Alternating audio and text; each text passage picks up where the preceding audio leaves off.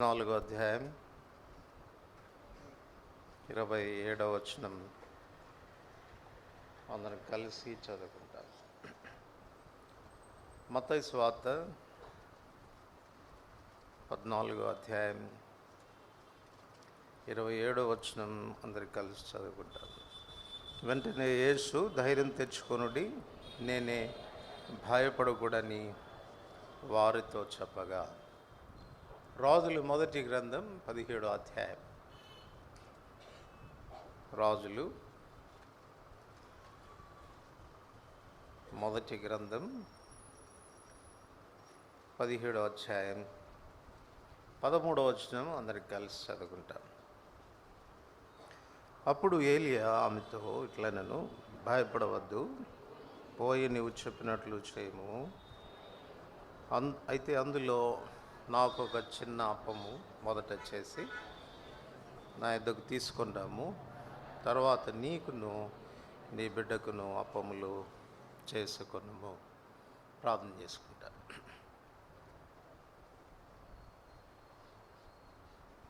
ప్రేమ కలిగిన పరలోకమందున మా తండ్రి, కృప కలిగిన దేవా, మహోన్నతుడా, యేసుప్రభువారి శ్రేష్టమైన నామమున మరొకసారి మీ పాదములు చెంచేరి వందనములు చెల్లిస్తూ ఉంటున్నాను. నీచుడను, దౌర్భాగ్యుడను, మీ సన్నిధికి ప్రవేశించలేని స్థితిలో ఉన్న నన్నును, దయల తండ్రి, నిజ ఆరాధికుడిగా సంపూర్ణ సిద్ధి లేనివాణిగా ఉన్న నన్ను మీ ప్రియకుమారుని బలియాగం ద్వారా, ఆయన కార్చిన అమూల్యమైన రక్తం ద్వారా నన్ను శుద్ధి చేసి పరిశుద్ధపరిచి నిర్మలమైన మనస్సాక్షినిచ్చి జీవము గల దేవుని సేవించే ఆధిక్యతలోనికి తీసుకొచ్చినందుకు వందనములు.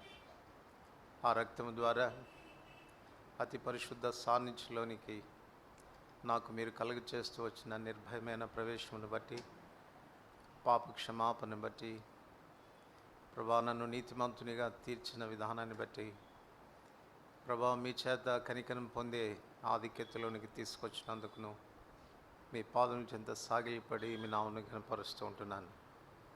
దయగలిగినటువంటి తండ్రి, ఈ సమయంలో మీ బలను సమీపించక మునుపు మీ వాక్య వెలుగులో మరి ఒకసారి మా జీవితాలు సరిచేసుకొని పాలు పొందుటకై మీరు ఇస్తున్న చక్కని అవకాశాన్ని బట్టి వందనములు. మీ వాక్యము సజీవమైనది, రెండంచులైనటువంటి ఖడ్గము కంటే వాడి అయినది, ప్రాణాత్మలను, కీళ్లను, మూలుగులను సైతం విభజించినంత మట్టుకు దూరుచు మా హృదయం యొక్క ఆలోచనలను సైతం పరిశీలించగలిగింది. అట్టి మీ వాక్యాన్ని మీరు విడుదల చేయము, నన్నును మమ్మను సంధించుము, మాలో నా లోపాలెత్తి చూపుము, సరిచేసుకోవడానికి కృపనిమ్ము. దయల తండ్రి, మీ వాగ్దానాలు సంపూర్ణంగా స్వతంత్రించుకోగలుగుటకు సహాయపడుతున్నాము. మేలుకై జ్ఞాపకం చేసుకున్నాము. నేనైతే కేవలం నిష్ప్రయోజకమైన దాసుడను, మీరు బలపరిస్తే కానీ నేనేమి చెప్పాలని నా నిస్సహాయ స్థితిని తెలియచేసుకుంటూ మీ పైన ఆధారపడుతూ ఉంటుండగా కృప చూపమని యేసు ప్రభువారి ప్రశస్తమైన పరిశుద్ధమైన నామమున వందనములతో ప్రార్థిస్తున్నాం తండ్రి.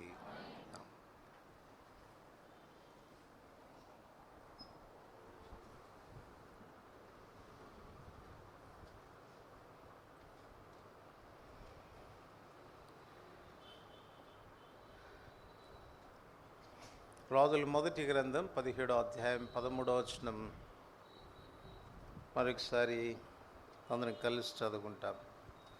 రాజుల మొదటి గ్రంథం 17వ అధ్యాయం 13వ వచనం. అప్పుడు ఏలియా ఆమెతో ఇట్లనెను, భయపడవద్దు, పోయి నీవు చెప్పినట్లు చేయము.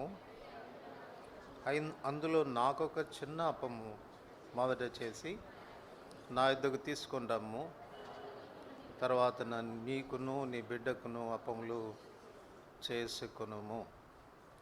చదువుకున్న లేఖన భాగములపై దేవుడు తన ఆశీర్వాదం ఉంచి చేరి వచ్చిన మనందరితో కూడా మాట్లాడునుగాక. ప్రభు యొక్క బలలో యోగ్యమైన విధానంలో మనం పాలు పొందినట్లుగా మనం సరిచేయబడ్డకై మన బలహీనతలను ప్రభువు చూపునుగాక. అంత మాత్రగాక సరిచేయబడుట కొరకైన మంచి మనసాక్షి కూడా ప్రభు మనకు ప్రసాదించునుగాక. మన ప్రభు అభయమిచ్చేటువంటి వాడని, అభయమిచ్చేదానికి సామర్థ్యం కలిగిన వాడని, అభయమిచ్చే విషయంలో నమ్మకమైన వాడని మనం వింటూ వస్తూ ఉన్నాం. అందుచేత ఏ సందర్భంలోనైనా, ఏ పరిస్థితుల్లోనైనా ఆయన భయపడవద్దు అని చెప్తే మనము నిర్భీతిగా ఆ మాట మీద మనం ఆధారపడవచ్చు. 100కి 100 పాళ్ళు దాని యందు మనం విశ్వాసం ఉంచవచ్చు. అట్లు వాక్యం మీద ఆధారపడటం ద్వారా కలిగేటువంటి ఆశీర్వాదకరమైన జీవితాన్ని మన జీవితంలో అనుభవించవచ్చు. ఇప్పుడు మనం చదువుకున్నటువంటి లేఖన భాగంలో సందర్భం మనందరికీ కూడా సుపరిచితమైనటువంటిదే. ఇశ్రాయేలీలు పాపం చేసినటువంటి కారణాన అన్య రాజు చేతికి, లేక అహాబు యొక్క చేతికి, యెజెబెలు రాణి లాంటి వారి చేతికి ఇశ్రాయేల్ ప్రజల్ని దేవుడు అప్పగించాడు. ఎంత భయంకరమైన స్థితిలోనికి ఇశ్రాయేల్ ప్రజల్ని వారు ఆత్మీయంగా పతన స్థితికి తీసుకుని వెళ్ళారు అని అంటే దేవుని కోపం ఇశ్రాయేళ్ల మీద రగులుకుంది. ఆ కారణం చేత 3 సంవత్సరాలు భూమి మీద వర్షము కురవలేదు. భయంకరమైన కరువు కలిగింది. ప్రవక్త అయిన ఏలియా ద్వారానే దేవుడు ఈ ప్రవచనాన్ని పలికించాడు. ప్రవక్త ప్రవచనాన్ని పలికించినప్పటికీ ఆ ప్రవచనం యొక్క ఫలితం ప్రవక్త కూడా అనుభవించాల్సి వస్తుంది. ఎందుకంటే ప్రవక్త కూడా మనిషే కదా. కరువు సంభవిస్తే ప్రవక్త కూడా ఆ కరువులో తాను కూడా ఉండాల్సింది. కానీ ప్రభు నమ్మకమైనటువంటి వాడు. ప్రవక్తని ఆయన కొంతకాలం కాకోలములతో పోషించాడు కేరెత్తు వాగు దగ్గర. ఆ తర్వాత దేవుడు సీదోన్లో ఉన్న సారేపతు అనే గ్రామంలో ఉన్న విధవరాల దగ్గరికి తన పోషణ కొరకు పంపాడు. కనుక సుమారుగా 100 మైళ్ళ దూరం ఉంటుంది తానున్న ప్రదేశం నుండి ఈ సీదోను ప్రాంతంలో ఈ సారేపతు అనే గ్రామం తాను చేరుకోవడానికి. మరి ఏలియా ఎలా ప్రయాణం చేశాడో మనకు తెలియదు. మొత్తానికి ఆ గ్రామానికి చేరుకున్నాడు. చేరుకున్నప్పుడు ఆ సారేపతు విధవరాలి దగ్గరికి రాగానే తను ఏ స్థితిలో తాను చూచాడంటే, తాను పుల్లలు ఏరుకోవటం ఆమెను చూచాడు. ముందు ఆమెను చూచినప్పుడు దాహానికి కొంచెం నీళ్ళిమ్మని అడిగాడు. తను తీసుకురావడానికి లోపలికి వెళుతున్నప్పుడు మరలా పిలిచి, అమ్మా, దాహానికి మంచినీళ్ళే కాదు, ఒక చిన్న అప్పం కూడా నా కొరకు చేసుకొని రమ్మన్నాడు. ఆ సందర్భంలో ఈ విధవరాలు తన నిజస్థితిని తాను ఒప్పుకుంది. తను ఎంత దరిద్రతలో ఉందో, ఎంత నిరీక్షణకు ఆధారం లేని స్థితిలో తనుందో, ఎంత కొరతలో తనుందో, ఎంత నిరాశలో తనుందో అన్న విషయాల్ని తాను ఒప్పుకుంటూ తను చెప్పిన మాట ఏంటంటే, కేవలం కొంచెం పిండి, కొంచెమే నూనె, అది కూడా ఈ ఒక్క పూటకు నాకు, నా కుమారునికి ఆహారానికి సరిపోతుంది. కనుక నేను నీకు అప్పాన్ని ఎలా తీసుకురాగలను అన్నటువంటి అనుమానాన్ని వ్యక్తపరిచినప్పుడు ఏలియా ఇచ్చినటువంటి అభయం ఇది. ఏంటది? భయపడవద్దు, పోయి నీవు చెప్పినట్లే చెయ్యి. నువ్వు చెప్పినట్లే అంటే నువ్వు చెప్పినట్టుగానే రొట్టెలు చెయ్యి, కానీ ముందు ఏం చేస్తావు? నా కొరకు ఒక చిన్న అప్పం చేసుకొనిరా. అది ప్రవక్త ఆ విధవరాలకి ఇచ్చినటువంటి అభయమని చెప్పాలి. ఈ సందర్భాన్ని మనం గమనించి చూస్తే విధవరాలు నిజంగా భయపడడానికి చాలా కారణాలు ఉన్నాయి. అవి సహేతుకమైనటువంటి కారణాలని కూడా చెప్పాలి. ఎంచేత అనంటే, మొదట తను విధవరాలు అంటే భర్త లేనిది, భర్త చనిపోయాడు అని అర్థం. భర్త అనంటే భారాన్ని భరించువాడు, పోషించాల్సినటువంటి బాధ్యత భర్త మీద ఉంది. 1 తిమోతి 5:8 చెప్తూ అంటాడు, ఎవడైనా తన స్వంత ఇంటి వారిని సంరక్షింపకపోయిన ఎడల వాడు అవిశ్వాసి కన్నా చెడ్డవాడు అని అంటున్నాడు. ఇక్కడ సహోదరులు చాలా జాగ్రత్త వహించాల్సినటువంటి అవసరం ఉంది. పెళ్లి చేసుకొని ఇంటికి యజమానులై భార్య నా క్రింద అణిగిమణిగి ఉండాలి అన్నటువంటి అహంకారంతో కాక, కుటుంబాన్ని పోషించాలి, వారి అవసరతలు తీర్చాలి, వారి అక్కరలు తీర్చాలి అన్నటువంటి బాధ్యత ఒక పురుషుని మీద ఉంది. పురుషుడు ఆ విషయంలో తాను ఏమాత్రం ఫెయిల్ కాకూడదు. దాని బైబిల్ గ్రంథం చాలా తీవ్రమైనదిగా ఎంచుతుంది. అట్లాంటి వాళ్ళని బైబిల్ ఎలా చూస్తుందంటే అవిశ్వాసి కంటే చెడ్డవాడు అని మాట్లాడుతుంది. కనుక విశ్వాసులమైన మనం జాగ్రత్త పడాల్సినటువంటి అవసరం ఉంది. ఈ సందర్భం నేను ఎందుకు చెప్తున్నానంటే, కుటుంబాన్ని పోషించాల్సిన బాధ్యత పురుషుడిది, సంపాదన చేయాల్సినటువంటి బాధ్యత పురుషుడిది ప్రాథమికంగా.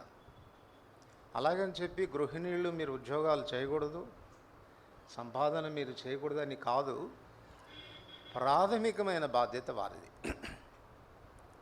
ఈ విధవరాల విషయంలో ఆలోచన చేస్తే, అలాగా తన భారాన్ని వహించేటువంటి బాధ్యత వహించాల్సినటువంటి భర్త లేడు, తాను విధవరాలు. అది మొదటి కారణం. రెండవ విషయాన్ని మనం ఆలోచిస్తే, రెండవది తనకు ఒక కుమారుడు ఉన్నాడు, కానీ కుమారుడు కూడా చేతికి అంది వచ్చిన కుమారుడు కాదు. చూడండి 19వ వచనం, 1 రాజులు 17వ అధ్యాయం 19వ వచనం చదవండి.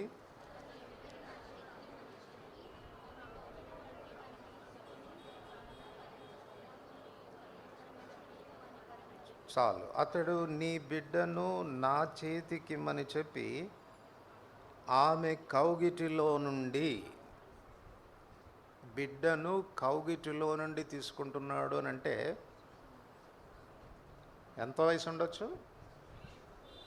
సుమారు 10 సంవత్సరాలు ఉంటాయా? 10 సంవత్సరాలు కూడా ఉంటాం కదా. ఎందుకంటే కౌగిటిలో 10 సంవత్సరాల పిల్లోని ఎత్తుకోం మనం. Maximum 2 years. ఇంకా 3rd year నుంచి మనమే విసుక్కుంటాం, ఎరా నడవలేవా, ఇప్పుడు కూడా ఎత్తుకోమంటావు ఎట్రా అని గద్దించడం ప్రారంభిస్తాం. సో మోస్ట్ ప్రాబబ్లీ 2 సంవత్సరాల్లో పిల్లవాడు అని చెప్పుకోవచ్చు. అందుచేత తన సంపాదనకి వాడు కూడా పనికిరాడు. ఇంకో మాటలో చెప్పాలి అని అంటే, భారం భరించేటువంటి భర్త పోగా వీడొక అడిషనల్ బర్డెన్ అయినాడు. మళ్ళా తన పోషణ తాను చూసుకోవాలి, మళ్ళా బిడ్డ పోషణ కూడా చూడాలి. మూడోది,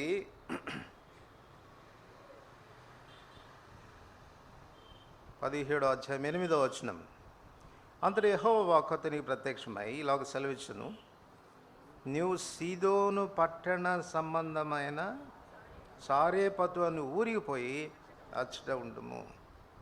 తను ఎవరు అనంటే సీదోను పట్టణ సంబంధమైన సారేపతు అను గ్రామస్తురాలు. ఈ సీదోను పట్టణం, తూరు పట్టణాలు రెండు కూడా ట్విన్ సిటీస్ లాంటివి, దగ్గర దగ్గర ఉండేటువంటి పట్టణాలు, తూరు సీదోను పట్టణాలు. ఈ తూరు సీదోను పట్టణాలకు బహుశా వ్యవసాయ సంబంధమైనటువంటి భూములు లేవేమో. ఎందుకు ఈ మాట చెప్తున్నానంటే, గ్రాసం కొరకు వాళ్ళు ఇశ్రాయేల్ దేశం మీద ఆధారపడేవాళ్ళు. ఎలా చెప్పగలము? చదవండి. రాజుల మొదటి గ్రంథం 5వ అధ్యాయం. రాజుల మొదటి గ్రంథం 5వ అధ్యాయం 9వ వచనం. రాజుల మొదటి గ్రంథం 5వ అధ్యాయం 9వ వచనం. నా సేవకులు వాటిని లెబానోన్ నుండి సముద్రం వద్దకు తెచ్చెదరు. అప్పుడు వాటిని తెప్పలుగా కట్టించి నీవు నాకు నిర్ణయించు స్థలమునకు సముద్రం మీద చేరున్నట్లు చేసి అక్కడ అవి నీకు అప్పగింపబడి బందోబస్తు నేను చేయుదును. నీవు వాటిని తీసుకుందువు. ఇందును గూర్చి నీవు నా కోరిక చొప్పున జరిగించి నా ఇంటి వారి సంరక్షణ కొరకు ఆహారము ఇచ్చేదవు. మనకి ఇంకా స్పష్టంగా అర్థం కావాలంటే అపోస్తల కార్యములు 12వ అధ్యాయం.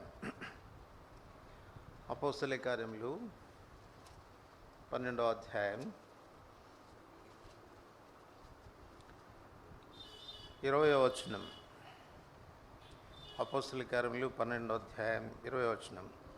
తూరీల మీదను సిదోనీల మీదను అతనికి అత్యాగ్రహం కలిగినందున వారు ఏక మనసుతో రాజు వద్దకు వచ్చి అంతఃపురమునకు పై విచారణకర్తకు బ్లాస్టును తమ పక్షంగా చేసుకొని సమాధానపడవలని వేడుకొనిరి. ఎందుకనగా రాజు యొక్క దేశం నుండి వారి దేశమునకు, ఇక్కడ ఇశ్రాయేలును పరిపాలిస్తున్నటువంటి రాజు అయినటువంటి హేరోదు పరిపాలనా కాలంలో ఈ తూరు సీదోను పట్టణాల మీద ఆయనకి కోపం వచ్చిందంట. మరి ఎందుకు వచ్చిందో కోపం తెలియదు, మనకు ఆగ్రహం కలిగింది. ఎప్పుడైతే రాజుకు ఆగ్రహం కలిగింది అన్న విషయం తెలిసిందో వాళ్ళు హడావుడిగా పరిగెట్టుకుంటూ వచ్చారు. పరిగెట్టుకుంటూ వచ్చి బ్లాస్ట్తో మనవి చేసుకొని రాజుతో సమాధాన పడాలని కోరుకున్నారు. వాళ్ళు సమాధాన పడడానికి ఉన్నటువంటి వెనుక హేతు ఏంటి అని అంటే, ఇక్కడి నుంచే వాళ్ళకి గ్రాసం అనేది పోతుంది. ఒకవేళ రాజు కోపపడితే గ్రాసం ఏమైపోతుంది? ఆగిపోతుంది. చాలా కష్టమైన విషయం. దీన్ని బట్టి మనం ఆలోచన చేస్తే తూరు సీదోను పట్టణాల్లో ఉన్నటువంటి, ఇప్పుడు ఈ గ్రామం ఎక్కడుంది చెప్పండి? సీదోను సంబంధమైన పట్టణంలో ఉన్నటువంటి గ్రామం ఇది. కనుక సీదోనుకు కూడా గ్రాసం అనేది ఇశ్రాయేల్ దేశం నుండే రావాలి. ఇండైరెక్ట్గా చెప్పాలంటే, సార్ మీరు ఏ దేశస్తులు, మీరు చూస్తుంటేనే అర్థమవుతుంది మాకు. ఎవరు మీరు? ఏలియా గారిని చూస్తేనే ఆమెకు అర్థమైంది కదా. అందుకే ఒక మాట అంటది చూడండి, అర్థమైంది అర్థం కాలేదంట ఆయనకి. 12వ వచనం. అందుకు ఆమె, నీ దేవుడైనా, నాకు అర్థమవుతుంది సార్, నీ వేషము, నీ భాష, నీ మాట్లాడే పలుకు, వేషధారణ చూస్తే ఎవరు అని అర్థమవుతుంది. మీ దేశం నుండే మాకు గ్రాసం రావాలి కదా. మీ దేశం నుండే గ్రాసం రావాల్సి ఉండగా మీరే కటకటలాడుతుంటే ఇక మా పరిస్థితి ఎట్టు ఉంటుంది నువ్వు ఆలోచించు. ఎక్కడి నుంచి అయితే గ్రాసం రావాలో ఆ దేశంలోనే కరువు సంభవిస్తూ ఉంది. ఇప్పుడు ఈమెకి నిరీక్షణకి ఇక ఆధారం లేదు. పోనీ ఇశ్రాయేల్ దేశం నుంచి ఏదో వాళ్ళ దయ తెలిసి మాకు ఇస్తారు అని అనటానికి లేదు. ఎందుచేతనంటే వాళ్ళే ఇబ్బందుల్లో ఉన్నారు, వాళ్ళే కష్టంలో ఉన్నారు. సో అటువంటి పరిస్థితుల్లో వాళ్ళు సహాయపడేటువంటి ఆస్కారం అనేది లేదు. ఇది తను భయపడ్డానికి ఉన్న మూడో కారణం. తర్వాత 4వదిగా మనం ఆలోచన చేస్తే, తను ఒక అన్యురాలు అని చెప్పాలి. ఈ తూరు సీదోను పట్టణస్థులైనటువంటి వాళ్ళు యూదులు కాదు, అన్యజనాంగం వారు. అన్యజనాంగం వారికి విశ్వాసం ఉండే ఆస్కారం లేదు. ముందు తను చెప్పింది, మా ఇద్దరికి మాత్రమే సరిపోతుంది అని అంటే ఈయన అంటాడు, నువ్వు నువ్వు పోయి నువ్వు చెప్పినట్టే చేయి. నువ్వు చెప్పినట్టు చేయంటే నేను చెప్పినట్టు చేయి అనలేదు, మీరు చదవండి. నువ్వు చెప్పినట్టే చెయ్యి. నువ్వు చెప్పినట్టే చేయడం అంటే ఆ 2 రొట్టెలు చేసుకుందువు కానీ ముందు నాకొకటి అని చెప్తూ ఎందుకు ఆ రీతిగా చేయమంటున్నాడు అనడానికి తనకు ధైర్యం రావడానికి ఒక మాట చెప్పాడు. చదవండి 14వ వచనం. భూమి మీద యెహోవా వర్షం కురిపించు వరకు ఆ తొట్టిలో ఉన్న పిండి తక్కువ కాదు, బుడ్డిలో నూనె అయిపోదని ఇశ్రాయేల్ దేవుడైన యెహోవా సెలవిచ్చి ఉన్నాడనెను. అమ్మా, ఈ మాటలు నేను కాదు చెప్పేది. నువ్వు భయపడకుండా ఈ పని చేయడానికి కారణం ఏంటంటే చెప్పింది ఎవరు? నువ్వు ఇలా చేస్తే నీ పిండి తక్కువ కాదు, నీ నూనె అయిపోదని ఇశ్రాయేల్ దేవుడైన యెహోవా సెలవిచ్చాడు అని చెప్తుంది. ఇప్పుడు చెప్పండి, ఒక అన్యురాలు అవిశ్వాసి నీతిమంతుడు విశ్వాసం మూలంగా జీవిస్తాడు, కానీ ఒక పాపి విశ్వాసం మూలంగా జీవించడం కష్టం. సార్, మీరు చెప్తున్న మాట మీద ఎట్ట నమ్మమంటావండి అని ఉండాల్సింది. అలా అంటానికి కూడా ఒకవేళ ఆ రీతిగా అంటే కూడా తను సబబే. ఎందుకు? తను ఒక అన్యురాలు,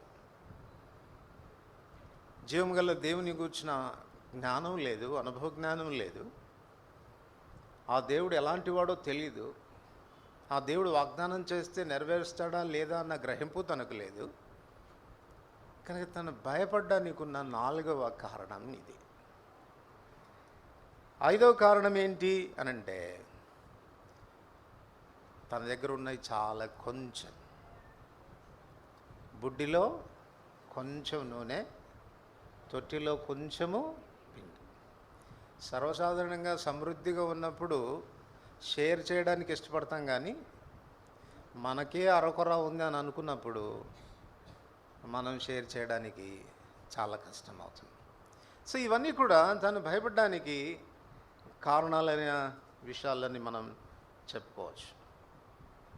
అయినప్పటికీ కూడా ఇక్కడ మనం గమనిస్తే ప్రవక్త అయిన ఏలియా తనతో మాట్లాడినప్పుడు తనలో విశ్వాసం అనేది కలిగింది. ఈ దేవుని మీద విశ్వాసం కలిగింది. అందుకే 14వ వచనంలో 15వ వచనం అందరికి కలిసి చదువుతాం. ఇశ్రాయేల్ దేవుడైన యెహోవా సెలవిచ్చి ఉన్నాడనెను. అంతటా ఆమె వెళ్ళి ఏలియా చెప్పిన మాట చొప్పున చేయగా అతడు ఆమెయు ఆమె ఇంటి వారును అనేక దినములు భోజనం చేయించు వచ్చింది. సో ప్రవక్త మాట ఎందుకు విశ్వాసం ఉంచింది. తాను వెళ్ళింది, అప్పం చేసుకొచ్చి ఇచ్చింది. ఆశ్చర్యం అనేది తన జీవితంలో జరగడాన్ని మనం చూస్తాం. సో ఇక్కడ మనం నేర్చుకునేటువంటి పాఠం ఏంటి అనంటే, దేవుడు మనకి ఎప్పుడైనా అభయం ఇచ్చినప్పుడు, అభయంతో కూడిన వాగ్దానం ఇచ్చినప్పుడు కంప్లీట్గా మనం దాని మీద ఆధారపడాల్సినటువంటి అవసరం ఉంది. అట్లా ఆధారపడడం ద్వారానే మనం ఆశీర్వదించబడేదానికి ఆస్కారం అనేది ఉంది అని చెప్పుకోవచ్చు. మనకు ఆ తర్వాత ఈ సంఘటనలో మనం గమనించి చూస్తే కొన్ని దినాల తర్వాత తన కుమారుడు చనిపోయాడు, తన బిడ్డ చనిపోయాడు. తన బిడ్డ చనిపోయినప్పుడు తాను ఏం చేస్తుందో చూడండి. 18వ వచనం. ఆమె ఏలియాతో, దైవజనుడా, నా యొద్దకు నీవు రానిమిత్తమేమి, నా పాపమును నాకు జ్ఞాపకం చేసి నా కుమారుని చంపుటకై నా యొద్దకు వచ్చితివా అని మనవి చేయగా. పాపం అన్యురాలు కాబట్టి ప్రవక్తతో ఎలా మాట్లాడాలో తెలియదు కాబట్టి కొంచెం మాట్లాడే మాటలో కాస్త నిష్ఠూరం కనపడుతున్నా, కఠినమైన పదజాలం కనపడుతున్నా, ఇక్కడ గుర్తించాల్సిన ప్రాముఖ్యమైన విషయం ఏంటంటే తన పాపముల విషయంలో తాను కన్విక్ట్ అయింది. ఎలా కన్విక్ట్ కాగలిగింది అని అంటే మరణం సంభవించటం ద్వారా. ఓ మాటలో చెప్పుకోవాలనంటే పాపము వలన వచ్చు జీతము మరణం అన్నటువంటి విషయం తనకు అర్థమైంది. అర్థమైన తర్వాత ఎందుకు ప్రవక్త దగ్గరకు వచ్చి తాను మనవి చేయాల్సి వస్తుంది అని అంటే తనలో అప్పటికే ప్రవక్త మీద కొంత విశ్వాసం కలిగింది. ఏం విశ్వాసం కలిగింది? ఈ ప్రవక్త చెప్పిన మాట నెరవేరింది, ఈ ప్రవక్త గొప్పవాడు. నా క్షామకాలంలో, కరువు కాలంలో, అసలు ఆహారం దొరకదనుకున్న కాలంలో, అసలు ఈ పూట భోంచేసి చచ్చిపోదామన్న నిరీక్షణ లేని పరిస్థితుల్లో చాలా గొప్ప ఆశ్చర్యకార్యం చేశాడు. రాజగృహాల్లో కూడా ఆహారం కొరకు కటకటలాడుతూ ఉంటుండగా 3 పూట్ల సమృద్ధిగా భోజనం చేసే పరిస్థితి ఈ ప్రవక్త కలగచేశాడు. కనుక తనలో కొంత భరోసా ఏర్పడింది, కొంత విశ్వాసం ఏర్పడింది. ఇక్కడ మనం గుర్తించాల్సిన ప్రాముఖ్యమైన విషయం ఏంటంటే ఈ విశ్వాసం ఒక వ్యక్తిని బ్రతికించదు, ఒక వ్యక్తిని రక్షించదు. ఇక్కడనే క్రైస్తవ ప్రపంచంలో చాలా భిన్నమైన తప్పుడు బోధలు జరుగుతూ ఉన్నాయి. యేసుప్రభుని నమ్ముకుంటే యేసుప్రభు ఆశీర్వదిస్తాడు, నీ రోగం పోతుంది, నీ సమస్యలు తీరుతాయి, నీ ఇబ్బందుల నుంచి బయటపడతావు, నిన్ను ఆశీర్వదిస్తాడు, నీ గిన్నె నిండుతుంది, నీ తొట్టి నిండా పిండి ఉంటుంది,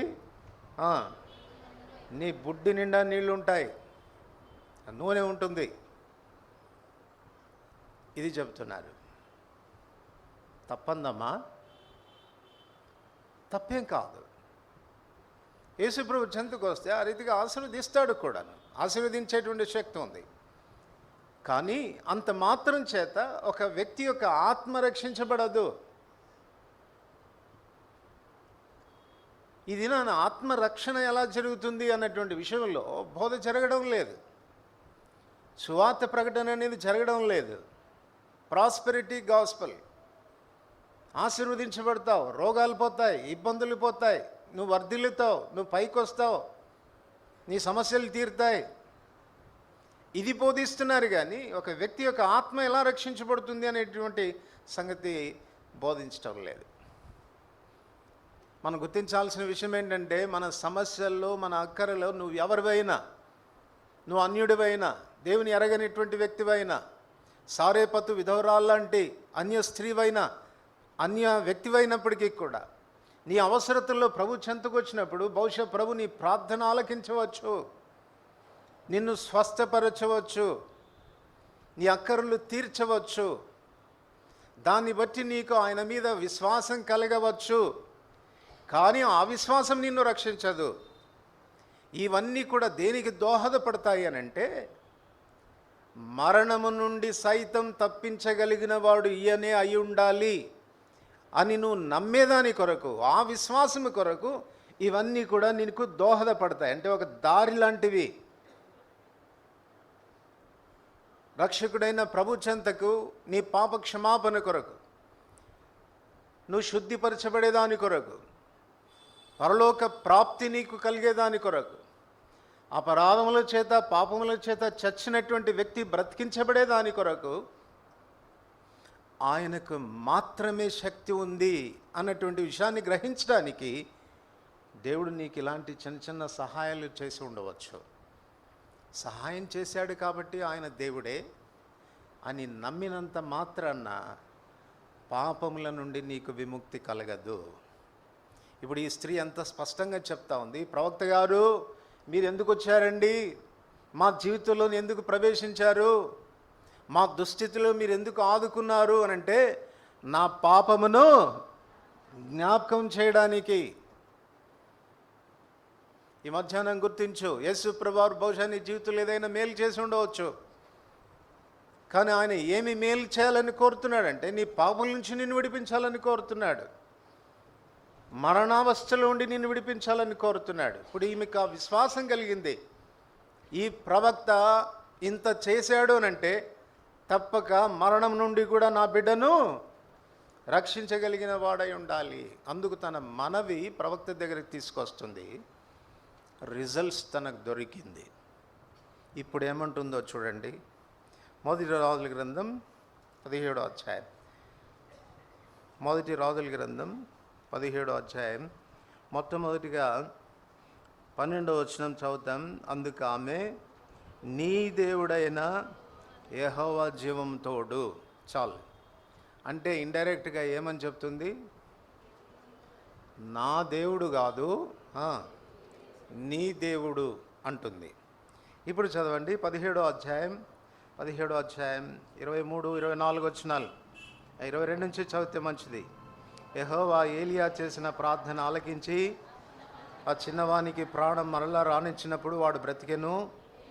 ఏలియా చిన్నవానిని తీసుకొని గదిలో నుండి దిగి ఇంట ప్రవేశించి వాని తల్లికి అప్పగించి, ఇదిగో నీ కుమారుడు వాడు బ్రతుకుచున్నాడని చెప్పగా, ఆ స్త్రీ ఏలియాతో, నీవు దైవజనుడవై ఉన్నావనియు నువ్వు పలుకుచున్న యెహోవా మాట నిజమనియు ఇందుచేత. ఇప్పుడు ఆ దేవుని గూర్చినటువంటి అనుభవ జ్ఞానంలోనికి వచ్చింది. నువ్వు నిజంగా ప్రవక్తవని, నువ్వు నిజంగా దైవజనుడు అని, ఆ దేవుడు చెప్పే మాట నిజంగా నెరవేరుతుందని ఇప్పుడు నాకు తెలిసింది. ఇప్పుడు అర్థమైంది.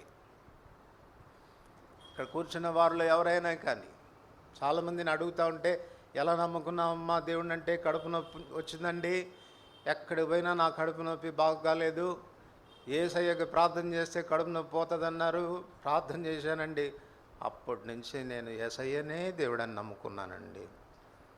ఇంకొక ఆయన అడిగితే అంటాడు, నాకు క్యాన్సర్ వచ్చిందండి, అన్ని గుళ్ళకు తిరిగానండి, చివరికి ఈ క్యాన్సర్ బాగాలేదండి, యేసయ్య దగ్గరికి వస్తే క్యాన్సర్ బాగు చేశాడండి, అప్పటి నుంచి యేసయ్యని నమ్ముకున్నాను.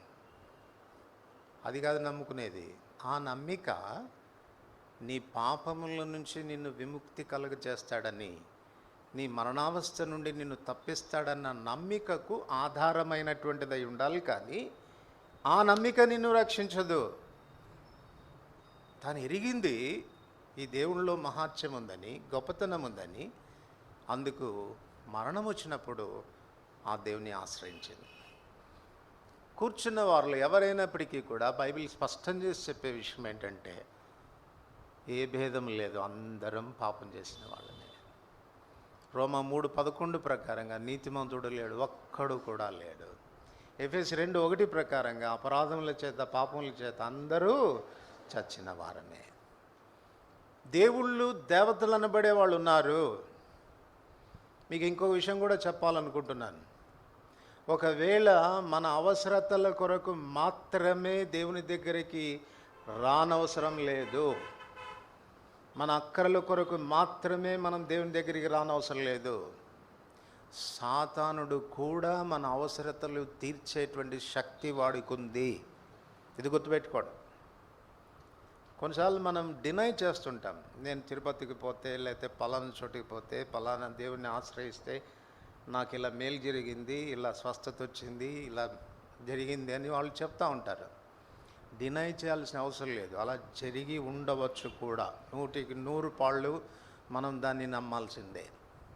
కానీ ఇక్కడ వారికి మన ప్రభువుకు ఉన్నటువంటి వ్యత్యాసం ఏంటి అనంటే, పాప క్షమాపణ ఈయనలో మాత్రమే ఉంది. పాపాన్ని బట్టి వచ్చే మరణము నుండి తప్పించేటువంటి శక్తి ఈయనలో మాత్రమే ఉంది. మరి ఇతర ఏ దేవుళ్ళల్లో దేవతల్లో లేదు. అందుకే ఆకాశము క్రింద భూమి మీద మనుషుల్లో ఇవ్వబడిన ఏ నామమున రక్షణ కలగదు, ఈయన ద్వారానే రక్షణ కలుగుతుంది. అంచేత ప్రాస్పరిటీ గాస్పుల్కి కొన్నిసార్లు పోయినప్పుడు మీరు ఫెయిల్ అవుతుంటారు. మీరేమంటారో తెలుసా? యేసయ్య నమ్ముకోండి, మీ కష్టాలు పోతాయి, మీ బాధలు పోతాయి, మీ రోగాలు పోతాయి, మీ సమస్యలు పోతాయంటే, మా దేవుడు కూడా తీసేసాడు అని అంటే నీ నోరు మీయబడుతుంది. అయిపోయింది, స్టాప్. మీ దేవుడు కూడా తీశాడా? మీ దేవుడు కూడా బాగు చేశాడా? అయిపోయింది, అయిపోతాం మనం. మన దేవునికి వారికి ఉన్నటువంటి ప్రత్యేకత ఏంటి అనంటే, ఈ దేవునిలో ఉన్నటువంటి ఈ గొప్పతనం, మరణము నుండి తప్పించేటువంటి శక్తి ఏ మనుషుల్లో లేదు, ఏ దేవునిలో లేదు. ఏ దేవుళ్ళు దేవతలని పిలువబడిన వారిలో లేదు. ఒక్క యేసుక్రీస్తు ప్రభు తప్ప మరణం నుండి విడిపించగలిగిన వాడు ఎవడు కూడా లేడు.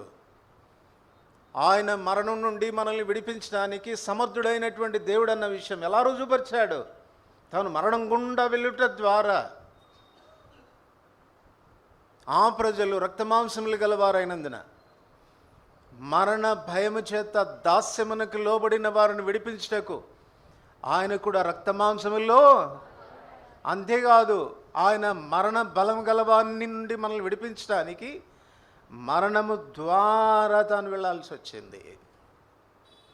కానీ పాతాళం తను బంధించలేకపోయింది, మరణ పాశాలు తను బంధించలేకపోయినాయి. రోమా 1:7 ప్రకారంగా ఆయన శరీరమును బట్టి దావీదు సంతానముగాను మృత్యుల్లో నుండి తిరిగి లేచుట ద్వారా ప్రభావంతో దేవుని కుమారుడిని రుజువుపరచబడ్డాడు. మరణాన్ని జయించి తిరిగి లేచాడు. అందుకే యోహాను సువార్త 11:25 చెప్తాడు, పునరుత్థానమును జీవమును నేనే, నా యందు విశ్వాసముంచువాడు చనిపోయినను బ్రతుకును, బ్రతికి నా యందు విశ్వాసముంచువాడు మరెన్నటికి చనిపోడు. అన్యులకు సువార్త చెప్పాలంటే దీన్ని స్ట్రెస్ చేయను. మేలు ఎవరైనా చేస్తారండి, కానీ ఒక వ్యక్తిని పాపం నుంచి విడిపించేవాడు, పాపాన్ని బట్టి వచ్చే ఫలితమైన మరణం నుండి విడిపించే శక్తి కేవలం ఒక్క యేసుక్రీస్తు ప్రభులోనే ఉంది. అందుకే ఆయనకి యేసు అని పేరు. యేసు అనగా తన ప్రజలను వారి పాపముల నుండి ఆయనే అనంటే వేరెవరు లేరని. ఇప్పుడు ఈ సత్యాన్ని గ్రహించింది ఈ స్త్రీ, ప్రవక్తను ఆశ్రయించింది, తన కుమారుని బ్రతికించుకుంది. ఈ మధ్యాహ్నం నీ మాట ఏంటి? దేవుని దగ్గర ఏదో లాభం పొందాను, ప్రార్థన చేస్తే నాకు ఏదో మేలు కలిగింది అన్న సంతృప్తితో ఆ దేవుని మీద విశ్వాసంతో నువ్వు బ్రతుకుతున్నావా? అన్నిటికంటే మేలైనది మృతావస్థలో ఉన్న నీ ఆత్మను బ్రతికించడం అన్న సంగతిని గ్రహించావా? ఆ ఆత్మ బ్రతికించబడేదాని కొరకు ఆ దేవుని ఆశ్రయించినటువంటి అనుభవం నీ జీవితంలో ఉందా? గుర్తించావా చచ్చిన వాడవని, అపరాధముల చేత పాపముల చేత చచ్చిన స్థితిలో ఉన్నవాడవని? నిన్ను బ్రతికించేదానికి మరి ఏ దేవునికి కూడా శక్తి లేదని, మరణాన్ని జయించి తిరిగి లేచిన రక్షకుడైన యేసు ప్రభువుకు తప్ప మరి ఎవరి వలన ఇది సాధ్యం కాదని ఆ ఎరుకలోనికి వచ్చి ఆయనను ఆశ్రయించినటువంటి అనుభవం నీ జీవితంలో ఉంటే అంతకంటే గొప్ప మేలు కాదు. ఇంకో మాటలో చెప్పుకోవాలంటే కరువు కాలం అంతట్లో 3 పూట్ల భోజనం అన్నం తినడం కంటే, చెప్పండి ఈ స్త్రీకి ఏది గొప్పది? ఒకవేళ ఈ స్త్రీ తన సాక్ష్యాన్ని చెప్పుకోవాల్సి వస్తే, ఎవరితోనన్నా చెప్పుకోవాల్సి వస్తే, ఆ ఏలియా అనేటువంటి ప్రవక్త అమ్మ నీ దగ్గర ఉన్నాడు కదా, చాలా కాలంగా ఉన్నాడు కదా, ఏం మేలు చేశాడమ్మా నీకోనంటే ముందు ఏది చెప్తుంది చెప్పండి? సీక్వెన్స్లో ముందు ఏది జరిగింది? సీక్వెన్స్లో పెడితే ముందు ఏది జరిగింది? రొట్టెలు నూనె ముందు ఇచ్చాడు, తర్వాత కుమారుని బ్రతికించాడు. ఈమె చెప్పుకోవాల్సి వస్తే మొదట ఏది చెప్తుంది? అబ్బా సామాన్యుడు కాదండి, చచ్చిపోయాడండి నా కుమారుడు, నిశ్చయంగా చచ్చిపోయాడండి. అక్కడ ఆ మాటలు చాలా నొక్కి ఒక్కాణించబడ్డాయి. పిల్లవాడు చచ్చిపోయాడు, ప్రాణం ఆ పిల్లవాడిలో నుండి వెళ్ళిపోయింది. ఇరువురు కూడా, అటు విధవరాలు కూడాను ఇటు ప్రవక్త కూడా చాలా కఠినమైన పదజాలం వాడతారు దేవుని మీద. సంహరించాడు అనేటువంటి మాట చదవండి అన్నమాట. రాజుల 2వ గ్రంథం 17వ అధ్యాయం.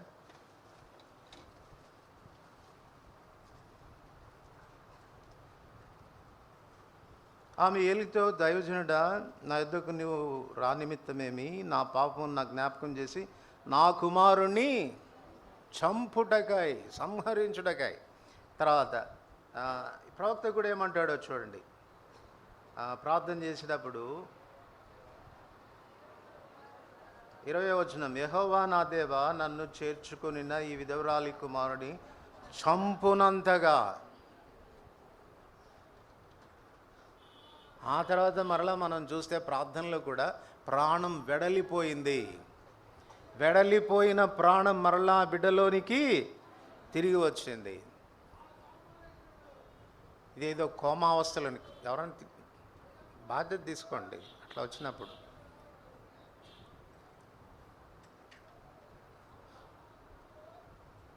కనుక ప్రాణం ఆ బిడ్డలో నుంచి తొలగిపోయింది. ఏదో కోమావస్థలోనికి వెళ్ళిపోవడం కాదు, పల్సు దొరకట్లేదండి ఎక్కడో కొట్టుకుంటుంది నాడి అనడం కాదు. అయిపోయింది, ప్రాణం దేహాన్ని వదిలిపెట్టిపోయింది. కానీ ఏలియా ప్రార్థన చేసినప్పుడు ఆ ప్రాణం మరలా ఏలియాలోనికి తిరిగి వచ్చింది. కనుక ఇది మనం గుర్తించాల్సినటువంటి ప్రాముఖ్యమైనటువంటి విషయం ఏంటంటే, యేసుక్రీస్తు ప్రభువారు చేసేటువంటి ఏ మేలు కంటే, ఏ ఆశీర్వాదం కంటే, ఏ గొప్ప సూచక క్రియ కంటే నీ ప్రాణాన్ని బ్రతికించడం, చనిపోయిన నీ ఆత్మను బ్రతికించడం చాలా గొప్ప సంగతి. ఈ విషయంలో దేవుడు నన్ను బ్రతికించాడు అని ధైర్యంగా చెప్పగలవా? ఒకవేళ ఆ రీతిగా లేకపోతే ఈ విధవరాల్లాగా నీ జీవితాన్ని ఆయనకు అప్పగించు. ఇదిగో ప్రవక్త కంటే గొప్పవాడు ఇక్కడ ఉన్నాడు. ఆయన చేతికి నువ్వు అప్పగించగలిగితే, ప్రభా అదిగో నీ చేతిలో పెడుతున్నాను, చచ్చిపోయానయ్యా, అపరాధముల చేత పాపముల చేత చచ్చిన స్థితిలో ఉన్నాను, నన్ను బ్రతికించు అని ఒకవేళ నువ్వు ప్రార్థన చేయగలిగితే నిశ్చయంగా ఆ దేవుడు మనల్ని బ్రతికిస్తాడు. ఈ విధవరాలి ద్వారా మనం నేర్చుకోదగిన 2 ప్రాముఖ్యమైనటువంటి పాఠాలు ఉన్నాయి అని చెప్పుకోవచ్చు. ఒకటి, నేను ఇంతకు మునిపే చెప్పాను, తాను అన్యురాలు, అవిశ్వాసి. మనం ఎవరుమి? విశ్వాసులు అని చెప్పుకోవడానికి కూడా కొంచెం భయపడతా ఉన్నాం కదా. విశ్వాసులు మనం, గట్టిగా చెప్పండి, విశ్వాసులా కాదా? విశ్వాసులు. నీతిమంతుడు విశ్వాస మూలంగా జీవిస్తాడు. నీతిమంతుడు విశ్వాసం. ఆమె పాపి, ఆమె అన్యురాలు, కానీ దేవుని మాట విన్నప్పుడు, అమ్మా ఈ మాటలు చెప్తుండేది నేను కాదు, ఎవరు చెప్పారు? నీ తొట్టిలో పిండి కానీ నీ బుడ్డిలో నూనె కానీ ఈ కరువు దినాల జరిగే వరకు కూడా అయిపోదని చెప్పిన వాడు ఎవరో తెలుసా? ఆ దేవుడు చెప్పాడు, జీవం గల దేవుడు యెహోవా చెప్పాడు, ఆయన మాటలు ఇవి అని అన్నప్పుడు వినుట వలన విశ్వాసం వచ్చింది ఆమెలోనికి. ఒకవేళ వినుట వలన ఒక అవిశ్వాసలోకే విశ్వాసం వస్తే విశ్వాసంలోకి ఏం రావాలి? అవిశ్వాసం రావాలి. అంతేనా? మరి వ్యతిరేకమే కావాలి కదా. అవిశ్వాసంలోకి విశ్వాసం వస్తే విశ్వాసంలోకి అవిశ్వాసం రావాలి. ఎంత విచారకరమైనటువంటి సంగతి. పేరుకు మాత్రమే విశ్వాసులం కానీ ఆయన మాట మీద మనకు నమ్మిక ఉందా? ఆయన వాగ్దానం మీద మనకు నమ్మిక ఉందా? పద్దాక భయపడ్డమే. ఒక అన్యురాలు భయపడిందంటే తనకు కారణాలు ఉన్నాయి. ఇంత మునుపు చెప్పాను నేను, తనకు భర్త లేడు, తన కుమారుడున్నాడు కానీ వాడు ఆదుకుంటాడన్న పరిస్థితి లేదు. ఎక్కడి నుంచి అయితే గ్రాసం రావాలో ఆ దేశంలోనే కటకట్లాడుతున్నారు వాళ్ళు. సప్లై ఆగిపోయింది. తనకున్నది ఏమన్నా కాస్త ఒక 1 రోజులకో 2 నెలలకో ఉంది, పర్వాలేదు అని అనుకోవటానికి లేదు. Last meal. తను ఒక అన్యురాలు, భయపడడానికి కారణాలు ఉన్నాయి. మరి నువ్వు విశ్వాసి అని చెబుతున్నప్పుడు నువ్వు ఎలా భయపడుతున్నావు? నువ్వు భయపడడానికి నీకేంటి కారణాలు? నీ దేవుడు ఎవరు? నిజంగా నీకు అలాంటి అనుభవం ఉందా? చచ్చిన స్థితిలో ఉండి బ్రతికినటువంటి అనుభవం నీదా? మరణావస్థలో నుండి తప్పించినాడు నా దేవుడు, నన్ను తప్పించాడు అన్న అనుభవం నీదా? మీరు చెప్పండి. ఒకవేళ మరణావస్థలో నుండి ఆ బిడ్డ తప్పించబడిన తర్వాత ఆ విధవరాలు యొక్క విశ్వాసం దేవుని మీద తక్కువ ఏంటదా ఎక్కువ ఏంటదా? మరి అలాగైతే మృతమైన నా ఆత్మను బ్రతికించాడు అని నువ్వు చెబుతున్నావు కదా. చచ్చిన నీ ఆత్మను ఆ దేవుడు ఒకవేళ బ్రతికించి ఉంటే నీలో ఉన్న విశ్వాసం ఏం కావాలి? ఎక్కువ కావాలి కదా. నీ దేవుని కూర్చోమ్మాయి, కూర్చో. నీ దేవుని గురించినటువంటి అనుభవ జ్ఞానం ఎంత వచ్చింది నీకు? ఒక అవిశ్వాసే దేవుని మీద ఆధారపడగలిగితే మనం ఎంత ఆధారపడాలా? మన విశ్వాసం ఇంకెంత బలమైనదిగా ఉండాలి. మత్తయి సువార్త 11వ అధ్యాయంలో ప్రభువు కొరాజీన బెత్సైదలను చూసినప్పుడు వాళ్ళ విషయంలో చాలా చింతపడితే మాట చెప్తాడు. ఏమంటాడు చెప్పండి? అయ్యో కొరాజీనా, అయ్యో బెత్సైదా, మీ మధ్యలో చేయబడిన ఆశ్చర్యకరమైన కార్యాలు తూరు సీదోనులో, ఈ విధవరాలు ఉన్నటువంటి ఈ గ్రామాల్లో జరిగి ఉంటే వాళ్ళు అప్పటికే మారు మనసు పొంది ఉండేవాళ్ళు, గోనె పట్టు కట్టుకుని ఉండేవాళ్ళు. వాళ్ళు నేను చేసే అద్భుతాలు ఎక్కువగా చూడలేదు. మీ మధ్యలో నేను ఎన్నో ఆశ్చర్యాలు చేశాను, ఎన్నో అద్భుతాలు చేశాను.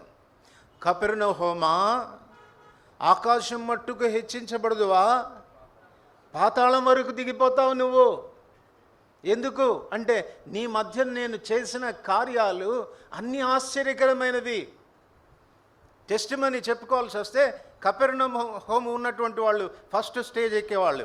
యేసు ప్రభు గురించి మీకేమైనా తెలుసా, ఆయన ఆశ్చర్యకార్యాలు చేసిన ఏమైనా చెప్తారా మీరంటే కపెర్నహూము సంఘం వాళ్ళంతా వరుసగట్టేవాళ్ళు వచ్చి, మాకు తెలుసా అండి ఆయన ఎన్ని ఆశ్చర్యాలు చేశాడు, ఎన్ని అద్భుతాలు చేశాడు, మా కళ్ళ ముందు ఇది జరిగింది అది జరిగిందని చెప్పేవాళ్ళు. వాళ్ళు చాలా ప్రజల దృష్టిలో ఆకాశం వరకు హెచ్చించబడిన వాళ్ళు, హైలైటెడ్ పీపుల్. అన్నీ చూసారా మీరు? మీ అంత ధన్యులు ఎవరు లేరండి. యేసు ప్రభు చేసిన అన్ని సూచక్రియలు చూశారనంటే మీలాంటి ధన్యులు ఎవరు ఉంటారు? అట్లాంటి పట్టణాన్ని చూచి ఆయన వేదనతో చెప్తున్నాడు ఈ మాటలు. నా ఆశ్చర్యాల్ని చూడని అన్యులు నా యందు విశ్వాసం ఉంచగలుగుతుంటే, నేను చేసే కార్యాల్ని స్వయంగా చూస్తున్న విశ్వాసులైన మీరు నన్ను అనుమానిస్తూ ఉంటే ఏం చెప్పాలి నేను మీ గురించి? ఏం ఎరుగుదురు మీరు నన్ను గురించి?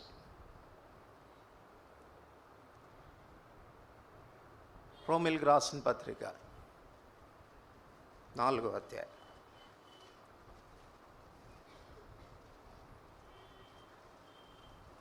రోమిల్కి రాసిన పత్రిక 4వ అధ్యాయం 19, 20, 21 వచనాలు కలిసి చదువుతాను. మరియు అతడు విశ్వాసమునందు బలహీనుడు కాక రమారమి 100 ఏండ్ల వయసు గలవాడై ఉండి అప్పటికి తన శరీరం మృతతుల్యమైనట్టును సారా గర్భమును మృతతుల్యమైనట్టును ఆలోచించిన కానీ అవిశ్వాసం వలన దేవుని వాగ్దానం గురించి సందేహింపక దేవుని మహిమపరిచి ఆ వాగ్దానం చేసిన దానిని నెరవేర్చుటకు సమర్థుడని రూఢిగా. అబ్రహాము నిరీక్షణకు ఆధారం లేని పరిస్థితుల్లో నిరీక్షణ నుంచి నమ్మాడు. తన శరీరము సారా శరీరము మృతతుల్యమైనట్టుగా భావించాడు, కానీ అవిశ్వాసపడలేదు. కారణం ఏంటి? తన్ను తాను చూసుకోలేదు. ఎవరిని చూశాడు? నెరవేర్చుటకు సమర్థుడైన దేవుడిని చూచాడు. సామర్థ్యం ఆయనలో ఉంది. శూన్యంలో నుండి సృష్టిని కలుగజేసినటువంటి దేవునికి అబ్రహాముకు సంతతి ఇవ్వడము గొప్ప సంగత? నిరీక్షణకు ఆధారం లేదు, కానీ నిరీక్షణ ఇచ్చి నమ్మాడు. నీ దేవుని ఎంత ఎరుగుతావు అన్న దాని మీద అంత ఆధారపడతావు, అంత విశ్వసిస్తావు, నీ విశ్వాసం అంత బలంగా ఉంటుంది. కనుక మొదటిగా మన దేవుడు వాగ్దానం చేసిన దాన్ని నెరవేర్చుటకు సమర్థుడు. He is able, he is capable. అది మొదటిది. రెండవది హెబ్రీ 10:25 చూడకుండా చెప్పండి. వాగ్దానం చేసిన వాడు నమ్మదగినవాడు. ఆయన able God and is faithful God. తర్వాత మూడవది హెబ్రీయులకు రాసిన పత్రిక 6వ అధ్యాయం 17-18 వచనాల్లో చెప్తాడు, ఆయన నైజమునకు విరుద్ధంగా ఆయన ఏమి చేయడు. ఏంటి ఆయన నైజం? ఆయన అబద్ధమాడ నేరని దేవుడు, నిశ్చలంగా ఉండేటువంటి దేవుడు. అందుకే యాకోబు రాస్తూ అంటాడు, ఆయనలో చంచలత్వమైన గమనాగమనం వలన కలుగు ఛాయ కూడా కనపడద్దు. అది ఆయన నైజం. He cannot go against his nature. తన స్వభావానికి విరుద్ధంగా ఆయన పోడు. ఆయనకు అబద్ధమాడడం చేత కాదు. నెరవేర్చేదానికి సమర్థుడు, నెరవేర్చే విషయంలో నమ్మకమైన వాడు.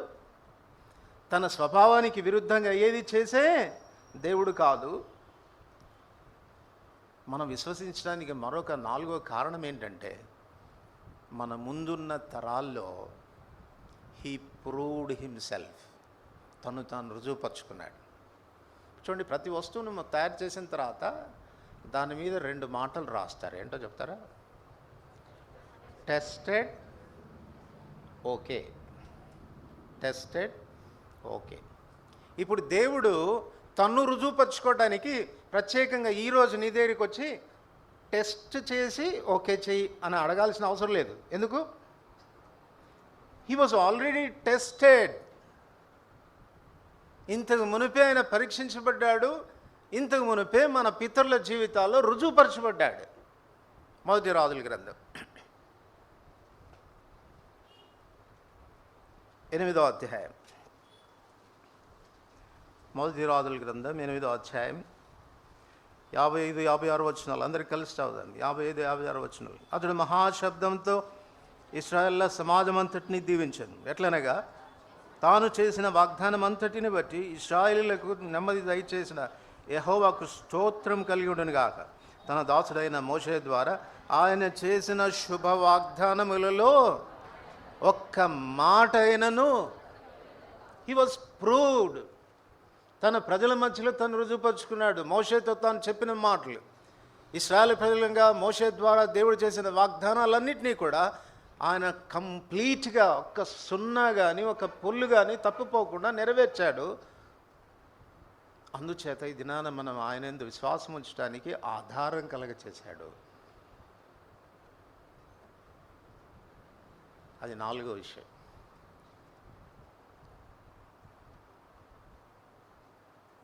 ఐదవది, పేతురు రాసిన 2వ పత్రిక 3వ అధ్యాయం 9వ వచనం. కొందరు ఆలస్యమని ఎంచుకొనున్నట్లు ఆయన తన వాగ్దానమును గురించి ఆలస్యం చేయవాడు కాడు. కానీ అంటే వాగ్దానాన్ని గురించి ఆలస్యం చేసే దేవుడు కాదు. మనం కొన్నిసార్లు అనుకుంటాం 31st 2019లో ఇచ్చాడు కదా, 2018 31st నైట్ ఇచ్చాడు కదా, సంవత్సరం అంతా అయిపోతా ఉంది, ఏం కనపట్టలేదు నెరవేర్చినట్టు. గుర్తుపెట్టుకోవాల్సిన విషయం ఏంటంటే, your time table is different from his time table. మన టైం టేబుల్కి ఆయన టైం టేబుల్కి చాలా వ్యత్యాసం ఉంటుంది. ఆయన టైం టేబుల్ ఎట్లా పాటిస్తాడు అని అంటే, ఖచ్చితంగా పాటిస్తాడు. మనలాగా అపనమ్మకస్తుడు కాదు. 10 గంటల కంటే మందిరానికి 12 గంటలకు వచ్చే దేవుడు కాదు. ఎన్నిసార్లు చెప్పు, సోదరుడా నువ్వు లేటుగా వస్తున్నావు, కొంచెం జాగ్రత్త వహించు, కొంచెం ముందురా, పద్ధతి కాదు ఇది. సరే అన్న, మంచిది. ఎంత నమ్మకంగా తలకైపుతారు, నిజంగా వచ్చేస్తాడు నెక్స్ట్ వీక్ అనుకోవాలి. మళ్ళా అదే టైం మెయింటైన్ చేస్తాం. మన ప్రభు లాంటి వాడు కాదు. ఏదైనా వాగ్దానం చేస్తే కరెక్ట్గా ఆ క్షణంలో నెరవేరుస్తాడు ఆయన. కాకపోతే ఏంటంటే, మనకు ఆ టైం తెలియదు కాబట్టి ఏం చేస్తాం, తొందరపడతాం. చాలా ఆలస్యమైపోతుంది, చాలా ఆలస్యమైపోతుంది, చాలా ఆలస్యమైపోతుంది అని అనుకొని అభ్యంతరపడి, అవిశ్వాసపడి, పొరపాట్లు చేసి నష్టాలు తెచ్చుకుంటాం మనం.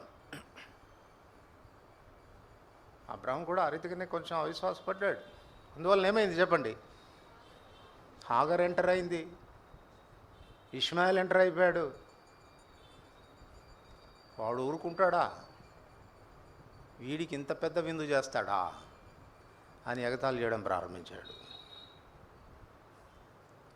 వాడిని హింసించడం ప్రారంభించాడు. బహుశా వాళ్ళ అమ్మాట తిరిగ్గానే వీడు గిచ్చి వెళ్ళిపోయేవాడేమో, వీడు ఎందుకు ఏడుస్తున్నాడో వాళ్ళ అమ్మకు తెలియదు. హింస పెట్టాడని రాయబడింది, నేను ఊరికే చెప్పడంలే. గలతీ 4వ అధ్యాయం చదవండి. శరీరమును బట్టి పుట్టినవాడు ఆత్మను బట్టి పుట్టిన వానిని హింస పెడతా వచ్చినాడు. అందుకే తట్టుకోలేక శారా చివరికి ఏమనింది, ఈ దాసిని దాని కుమారుని వెళ్ళగొట్టు, ఉండటానికి వీల్లేదని. ఆయన వాగ్దానాన్ని గురించి ఆలస్యం చేసే దేవుడు కాదు, టైంకి చేస్తాడు. అమ్మా నాతో నీకేమీ పని, నా సమయం ఇంకా రాలేదు. నాకు తెలుసు, నా దేవుడు నాకు చెప్తాడు.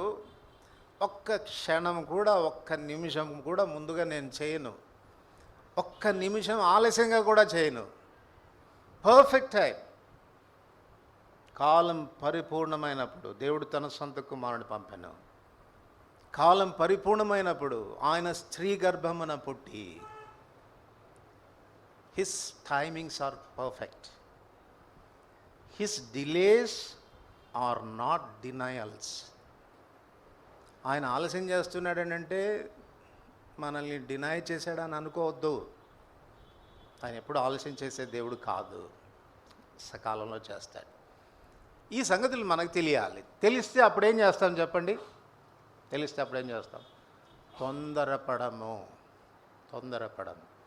నీ దేవుడు సమర్థుడని నువ్వు ఎరిగితే, నీ దేవుడు నమ్మకమైన దేవుడని నువ్వు ఎరిగితే, ఆయన తన స్వభావానికి విరుద్ధంగా ఏ మాత్రం కూడా మారడు అని నువ్వు ఎరిగితే, నాలుగవది, మన పితరులతో ఆయన చేసిన వాగ్దానాల్ని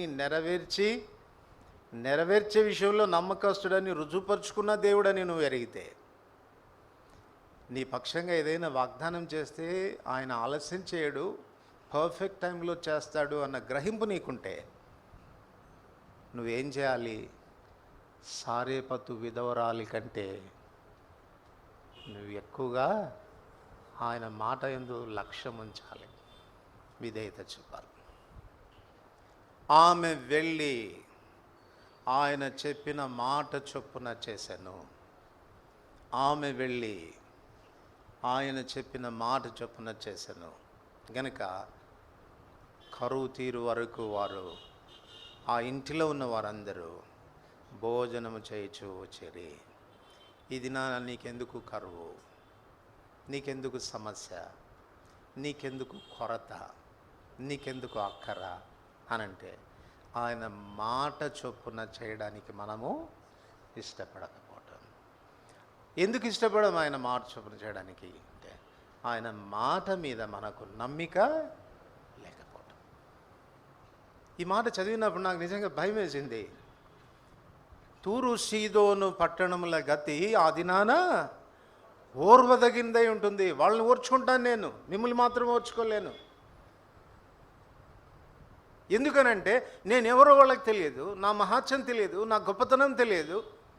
నన్ను ఎరగనటువంటి ప్రజలు, అవిశ్వాసులైనటువంటి వారు ఒక్కసారిగా నా మాట విన్నప్పుడు నా మాట ఎందుకు లక్ష్యం ఉంచారు, చెప్పినట్టుగా చేశారు, ఆశీర్వదించబడ్డారు. దేవుడు తెలుసు మాకు, ఆయనే నిజమైన దేవుడు, ఆయనే గొప్ప దేవుడు, ఆయనే ప్రభావం గల దేవుడని మనం గొప్పలు చెప్పుకుంటామే. మరి ఆ దేవుని మీద, ఆ దేవుని వాక్కు మీద నీకెంత విశ్వాసం ఉంది, ఎంత నమ్మిక కలుగుతుంది,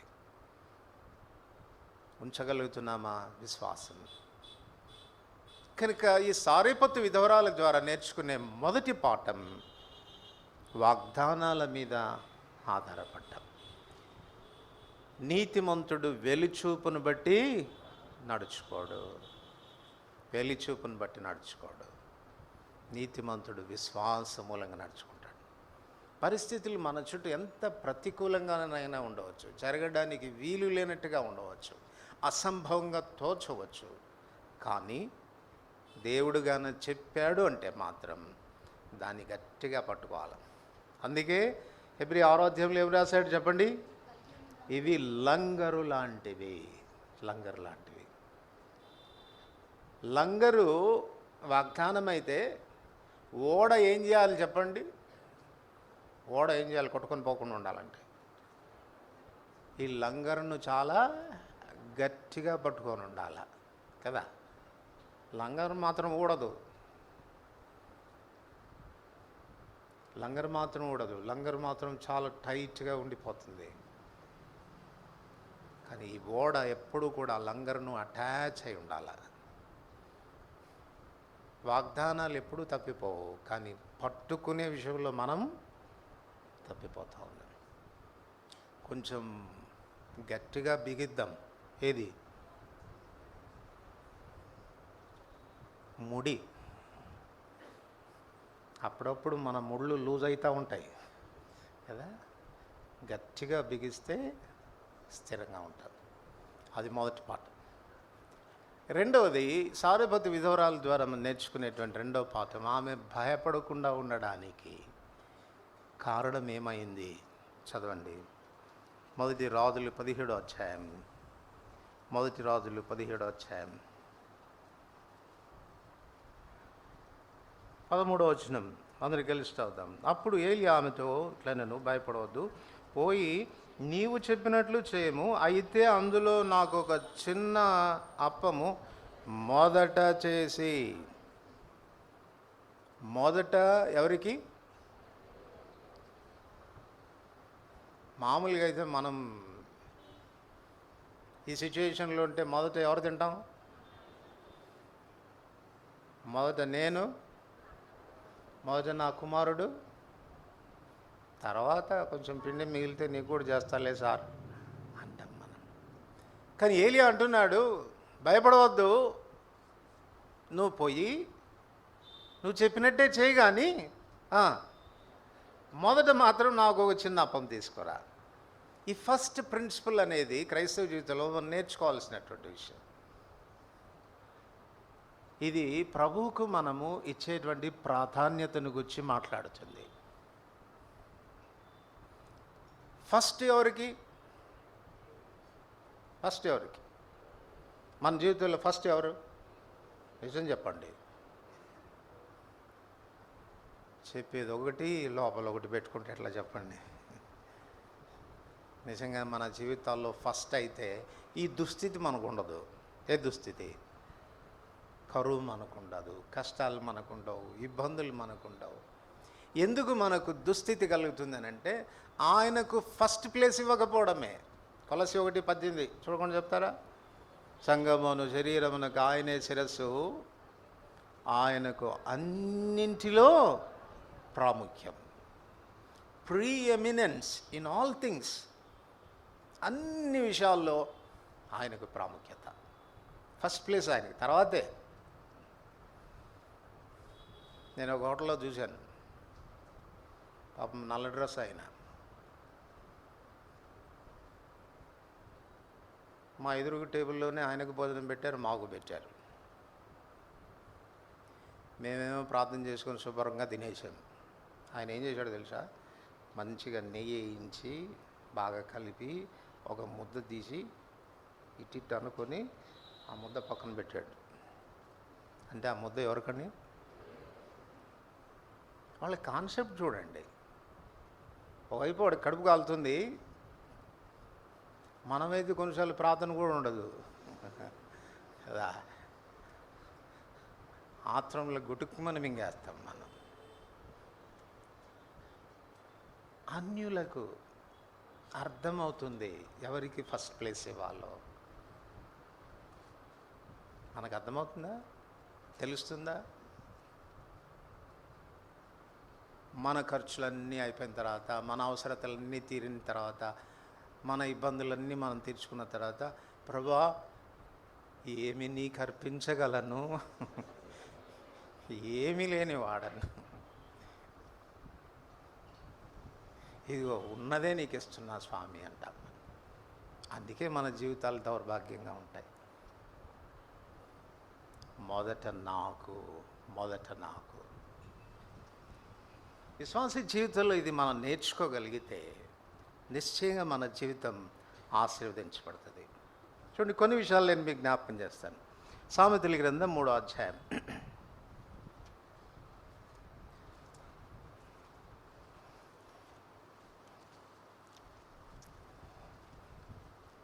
సామెతల గ్రంథం 3వ అధ్యాయం 9-10 వచనాలు కలిసి చదువుతాం. సామెతలు 3:9-10. నీ రాబడి అంతటిలో ప్రథమ ఫలమును, నీ ఆస్తిలో భాగమునిచ్చి యెహోవాను ఘనపరచుము. అప్పుడు నీ కొట్లలో ధాన్యము సమృద్ధిగా ఉండును, నీ గానుగలో నుండి క్రొత్త ద్రాక్షరసము పైకి పొరలి. సో నింపబడే అనుభవం ఎప్పుడు వస్తుంది? తొట్టి ఎప్పుడు నిండుతుంది? బుడ్డ ఎప్పుడు నిండుతుంది? ఎప్పుడు? మొదటి రొట్టె ఇస్తే ఆయనకు అప్పుడు నింపబడుతుంది, అప్పుడు ఆశీర్వదించబడుతుంది. యెహెజ్కేలు గ్రంథం 44వ అధ్యాయం. యెహెజ్కేలు గ్రంథం 44వ అధ్యాయం 30వ వచనం అందరు కలిసి చదువుతాం. యెహెజ్కేలు 44:30 వచనం అందరు కలిసి చదువుతాం. మీ ప్రతిష్టార్పణలన్నిటిలోనూ, తొలిచూలు వాటన్నిటిలోనూ మొదటివియు, ప్రథమ ఫలములన్నిటిలోనూ మొదటివియు యాజకుల వగును. మీ కుటుంబములకు ఆశీర్వాదం కలుగునట్లు మీరు ముందుగా పిసికిన పిండి ముద్దను యాజకులకి ఇవ్వవలెను. అపార్థం చేసుకోకండి, నాకిమ్మని చేసే ప్రసంగం కాదు ఇది. ఇది పాత నిబంధన కాలంలో చెప్పబడిన సందర్భం. క్రొత్త నిబంధనలోనికి ఒకవేళ వస్తే ఇది ప్రభువుకు మనం ఇవ్వాల్సినటువంటి దాని గురించి మాట్లాడుతుంది. ఆశీర్వదించబడాలి అనంటే అన్నింటిలో ప్రథమం, అన్నింటిలో మొదలు, అన్నింటిలో శ్రేష్టమైంది. ఉదయకాలం మనం విన్నాం, ఎందుకు హేబేలు అర్పణను లక్ష్య పెట్టాడు, కయీను అర్పణను ఎందుకు లక్ష్య పెట్టలేదు? ఎందుకు? హేబేలు తన తొలిచూలు మందలో అది గమనించాల. మళ్ళీ అందులో శ్రేష్టమైంది. దేవునికి ఇచ్చేటప్పుడు ఏది ఇస్తున్నాం? ఏది ఇస్తున్నాం? మన ఇంట్లో ఫ్యాన్ చెడిపోయింది అనుకోండి, బ్రదర్ మందిరంలో ఏమైనా పనికి వస్తుందేమో తీసుకుపోయి పెట్టుకోండి అంటే, నీ చెడిపోయిన ఫ్యాన్ మందిరానికా?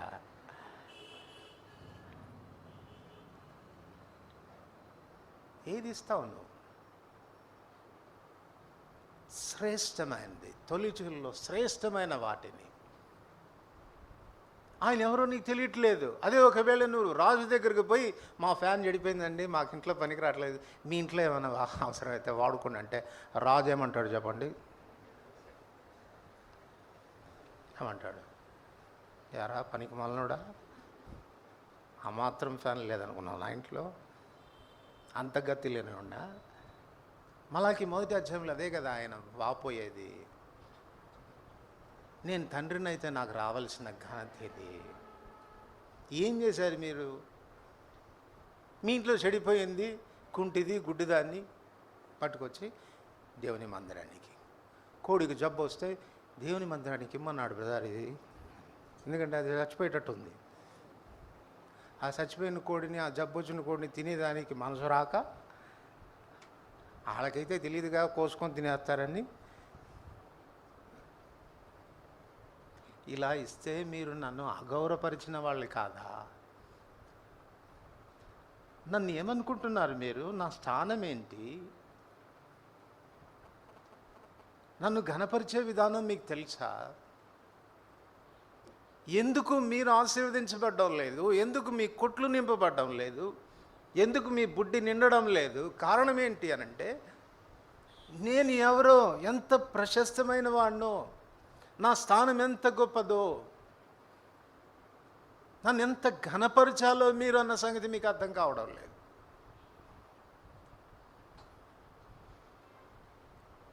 నిర్గమకాండం 13వ అధ్యాయం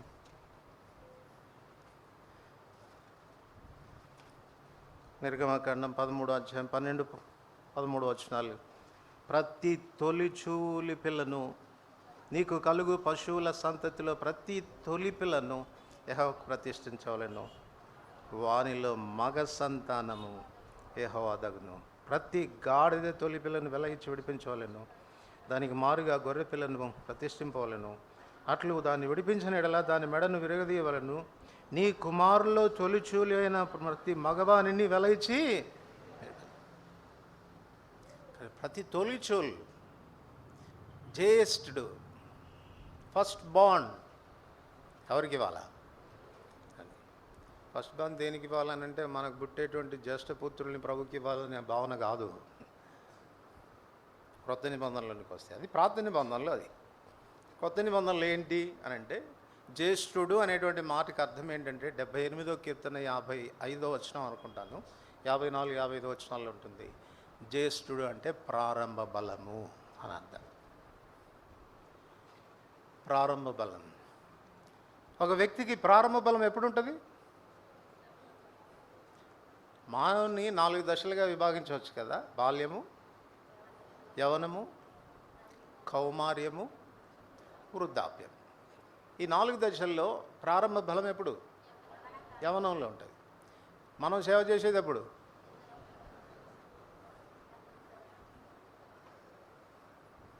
ప్రభువా, నా జీవితం అంతా నీకే ఇవ్వాలనుకుంటున్నాను, కానీ ఏం చేయమంటావు? కళ్ళు కనపట్టలేదు. ప్రభువా, నీ కొరకు ఎంతో పరిగెత్తాలని అనుకుంటున్నాను, కానీ కీళ్ళ నొప్పులు వచ్చేసినాయి ప్రభువా, మోకాళ్ళు అరిగిపోయినాయి ప్రభువా. మోకాళ్ళు అరిగిపోయే వరకేమో నీ సేవ,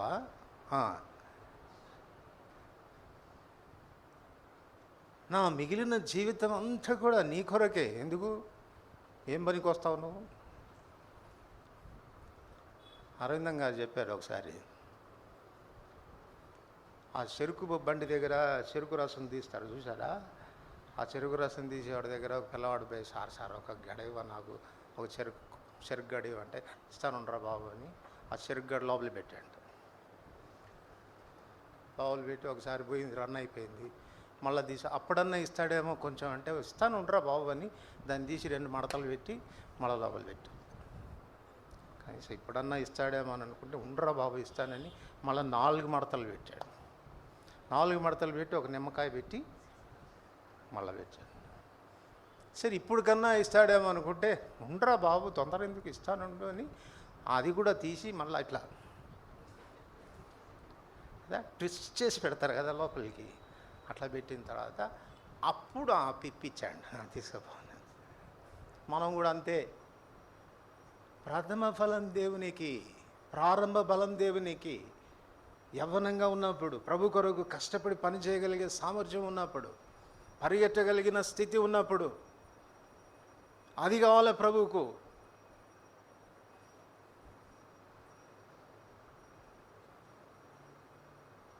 అట్లని చెప్పి మీరు ముసలోళ్ళు సేవకు రావద్దని నేను చెప్పట్లేదండి. ఎందుకంటే పాపం ఆయన చాలా తగ్గలిగినోడు. 5 గంటలకు వస్తే కూడా పెట్టుకుంటాడు మళ్ళా. కానీ 5 గంటలకు వచ్చిన వాళ్ళు మామూలుగా చేయలే. ఎలా చేశారు వాళ్ళు? ఎలా చేశారు? వాళ్ళు వైరాగ్యంతో చేశారు. అయితే వాళ్ళల్లో ఉన్న సుగుణం ఒకటి కూడా గుర్తించాలి మళ్ళా. ఏంటది అంటే, వాళ్ళు ఎవరునూ మిమ్మల్ని పనిలోనికి పెట్టుకోలేదా అని అంటే ఏమన్నారు చెప్పండి? పెట్టుకోలేదండి. మేము అవైలబుల్గా ఉన్నాం, కానీ మా ముఖాలు చూసి వీడు పనికొచ్చేటట్టు కనపడలేదు అనుకున్నారేమో. అందుకే వచ్చిన యజమానుడు అంతా కూడా చూసి కొంచెం గట్టిగా బుర్రగా ఉన్న వాళ్ళని పట్టుకుపోయారు, కానీ మమ్మల్ని ఎవరు తీసుకోలేదండి, పనిలోకి తీసుకోలేదు, మీరు పోయి పని చేయండి నాకు. ఈ ప్రభు పనిలో ప్రభు కావాల్సింది సామర్థ్యం ఉన్నటువంటి వాళ్ళు కాదు, లోకం రిజెక్ట్ చేసిన వాళ్ళు కావాలి ఆయనకి. నువ్వు పనికి రానివాడు అని లోకం అన్నటువంటి వాళ్ళు కావాలి. ఆయన ఎన్నిక అటువంటిది. కానీ నువ్వు కానీ వీళ్ళైతే లోబడితే వాళ్ళకంటే ఎక్కువ పని చేస్తాడు నీ చేత.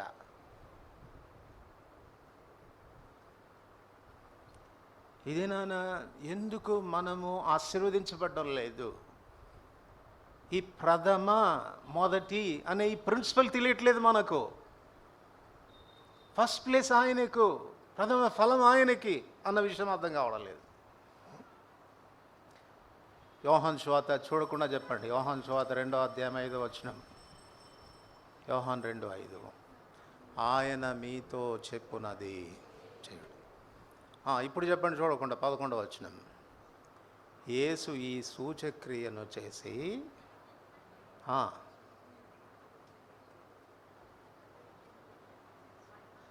తన మహిమను బయలుపరిచాడు. ఏ సూచక్రియ చేసి? నీళ్ళని ద్రాక్షారసంగా చేసి కాదు, వాళ్ళ అక్కర తీర్చి వాళ్ళ సమస్యకు పరిష్కారం చేసి తన మహిమ బయలుపరిచాడు. నీ ఇంటిలో సమస్యకు పరిష్కారం కారణం ఏంటి? యేసును ఆయన శిష్యులను ఆ వివాహానికి పిలువబడిరి కానీ ఫస్ట్ ప్లేస్ కాదు. He is one among invitees. పిలువబడిన వారిలో ఆయన ఒక్కడు, కానీ విందు ప్రధాని కాదు ఆయన. విందు ప్రధాన్ని వేరే వాడిని పెట్టుకున్నాడు, వాడు మెయింటైన్ చేయలేక చచ్చిపోయాడు. ద్రాక్షారసం అయిపోయింది, పోయి విందు ప్రధాని దగ్గర చెప్పారు. అటు ఇటు తిరుగుతున్నాడు, కాళ్ళు చల్లబడుతున్నాయి, ఏం చేయాలో అర్థం కావట్లేదు. తిరుగుతున్నాడు కానీ ఏం చేయాలో తోచడం లేదు. నో సోర్స్, సమస్యకు పరిష్కారం లేదు. ఇక విందు ప్రధానిగా ఏర్పాటు చేయబడినటువంటి వాడిని ఆ పెండ్లి వాళ్ళు ఊరుకుంటారా? వాడు ఈకలన్నీ బీకేస్తారు. ఇదేనారా నువ్వు చేసిందని. చాలా సమస్యల్లో ఉన్నాడు. యేసయ్య సమస్యకు పరిష్కార మార్గం చూపించాడు. ఎప్పుడు? ఆయన ప్లీజ్ ఆయనకి ఇయ్యండిరా బాబు, ఆయన మీతో చెప్పింది చేయండి. Give him first place. మీలో ఒక్కడిగా కాదు ఆయన్ని చూడాల్సింది, మీ పైవాడుగా చూడాలి, మీ యజమానుడిగా చూడాలి, మీ జీవితానికి అధికారిగా చూడాలి. అప్పుడు ఆశీర్వదించబడతారు. సమస్యకు పరిష్కారం అప్పుడే. సమృద్ధికి పరిష్కారం ఆయనకు ప్రాధాన్యత ఇవ్వటమే. సమస్యకు పరిష్కారం ఆయనకు ప్రాధాన్యత ఇవ్వటమే. ద్వితీయోపదేశకాండం 31వ అధ్యాయం. ద్వితీయోపదేశకాండం 31వ అధ్యాయం 3వ వచనం. ద్వితీయోపదేశకాండం 31:3.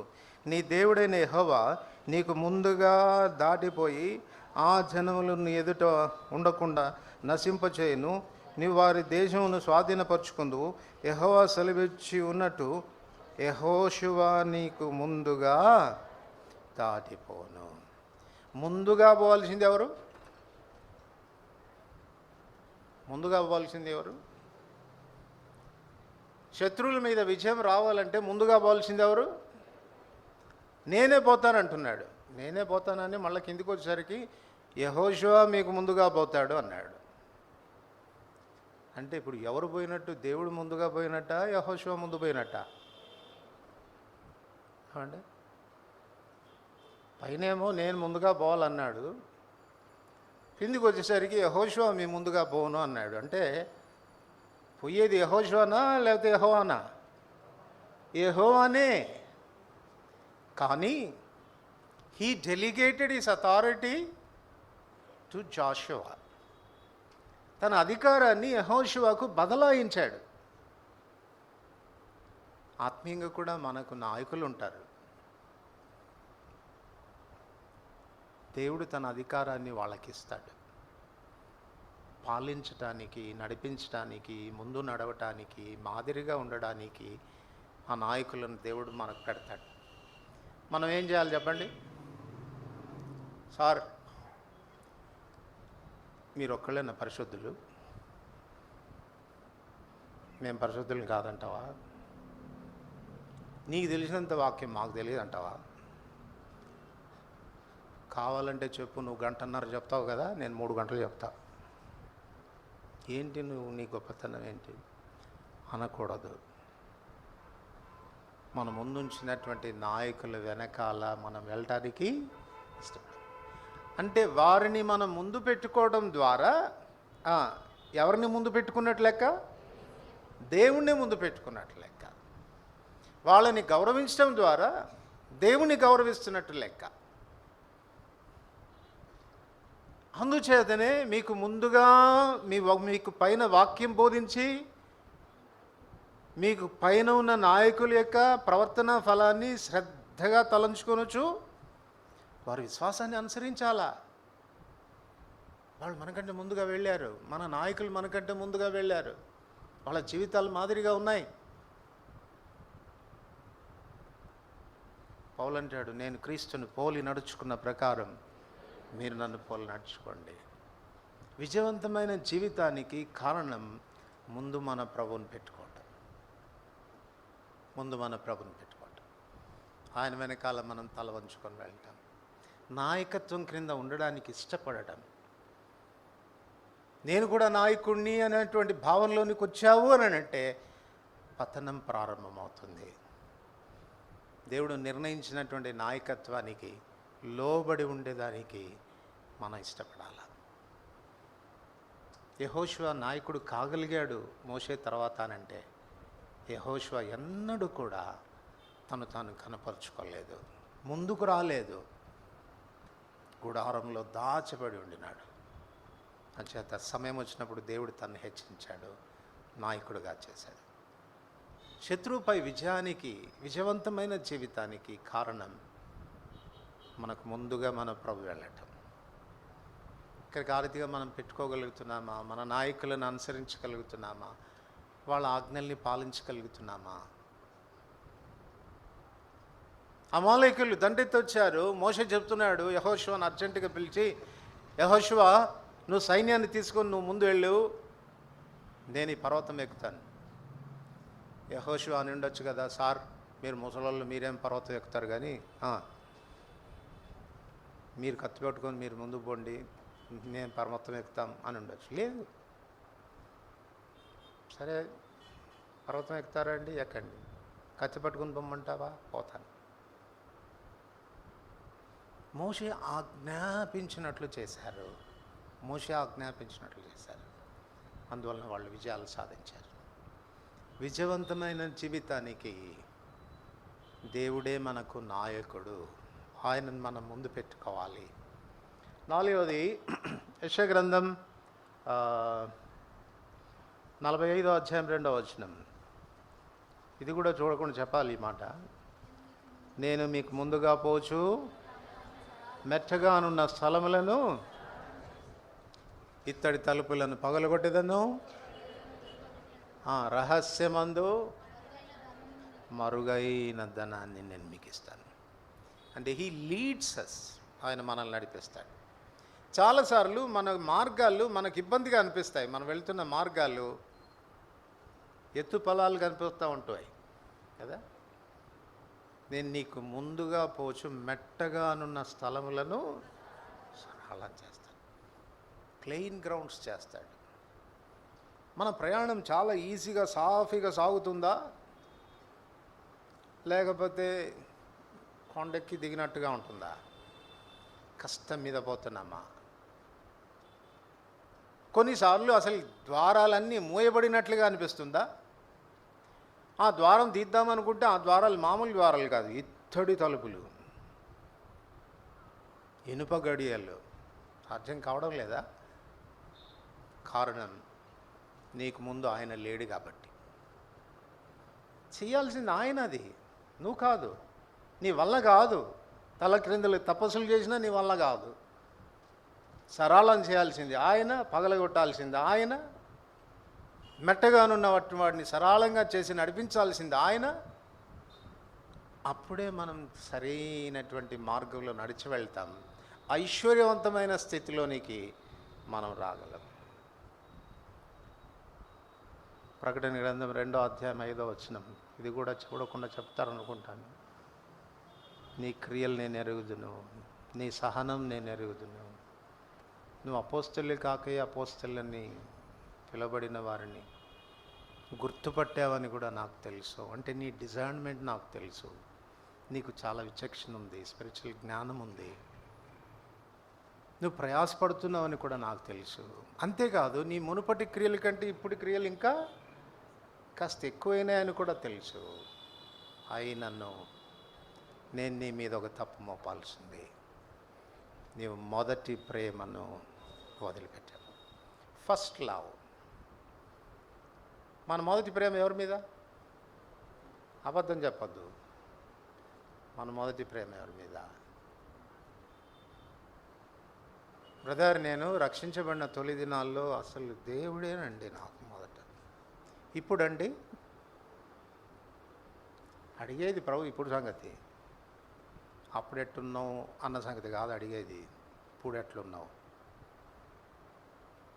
Are you giving first place? ఈ ప్రేమ మొదట ఆయనదికేనా? అందుకే ఆయన అన్నాడు, సంక్షిప్తం చేసి ధర్మశాస్త్రం అంతటిని 2 ఆజ్ఞల్లో చెప్పాడు కదా. ఏమన్నాడు? నీ దేవుడైన యెహోవాను నీ పూర్ణ మనసుతో, పూర్ణ హృదయంతో, పూర్ణ ఆత్మతో, పూర్ణ బలంతో, పూర్ణ వివేకంతో ప్రేమించాలి. పూర్ణ అంటే he can demand anything. He can demand anything. నీ దగ్గర నుంచి ఆయన ఏమి అయినా డిమాండ్ చేయవచ్చు.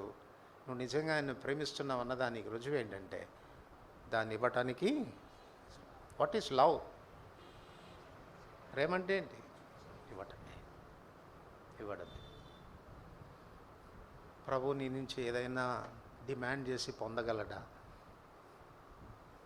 డిమాండ్ చేసి పొందగలడా? అక్సా కుమార్తె ఎంత చక్కని మాట అంటుందండి. అక్సా కుమార్తె వాళ్ళ నాన్నగారు యెఫ్తా కుమార్తె వాళ్ళ నాన్నగారి దగ్గరికి పోయి, వాళ్ళ నాన్నగారు యుద్ధానికి పోతున్నప్పుడు ఏమన్నాడు? అయ్యా, నాకు కానీ విజయం ప్రసాదిస్తే నేను తిరిగి వచ్చేటప్పుడు నా ఇంటి గుమ్మంలోంచి మొదట ఏది వస్తుందో అది నీకు అర్పించేస్తానని. వాళ్ళ నాన్నగారు విజయం సాధించిన సంగతి అమ్మాయికి తెలిసింది. వాళ్ళ నాన్నగారికి గ్రాండ్ వెల్కమ్ ఇవ్వాలని తన చెలికత్తలతో కూడా కలిసి వాళ్ళ నాన్నగారు రాగానే హారతి పళ్ళెం పట్టుకొని పోయినట్టు పోయింది. పాపం తెలియదు ఈ అమ్మాయికి. ఎదుర్కోవడానికి పోయింది. విజయం సాధించిన దానికంటే ఎక్కువైన బాధ యెఫ్తాకు కలిగింది. అమ్మా, నన్ను చాలా కృంగదీశావు నువ్వు. నాన్నగారు, ఏంటి విజయం సాధించిన తర్వాత ఏంటి నువ్వు కృంగిపోవడం ఏంటి? ఓడిపోయి ఉంటే బాధపడవచ్చు అంటే, నీకు తెలియదమ్మా, నేను యెహోవాతో ఇట్లాగా ప్రమాణం చేసుకున్నాను. నా ఇంటిలో నుంచి మొదటి ఏది బయటకు వస్తుందో దాన్ని నేను నీకు అర్పిస్తానని నన్ను. నువ్వు బయటకు వచ్చావు తల్లి, ఇక నేను తప్పదు, నేను అర్పించాల్సిందే. అప్పుడు ఆమె అన్న మాట అండి, ఆమె అన్న మాట, నాన్న యెహోవాకు మాట ఇచ్చావా? యెహోవాకు మాట ఇస్తే అలాగే చేయి నాన్న.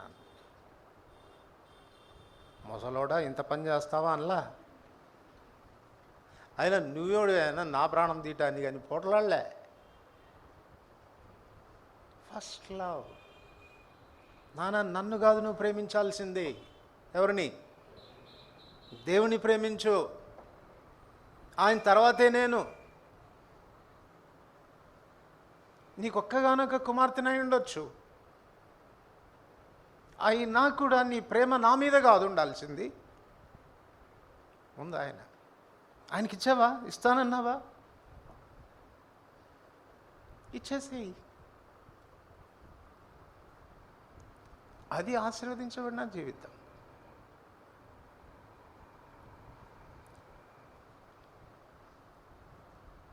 ప్రభు చెప్తా ఉన్నాడు, భయపడవద్దు, భయపడవద్దు. మొదట నాకు ఇచ్చేది నేర్చుకో. చూడు, మీరు నాకిచ్చి నన్ను శోధించండి, అప్పుడు ఆకాశవాక్యములను విప్పి అర్థజాలంత విస్తారంగా దీవెనలు.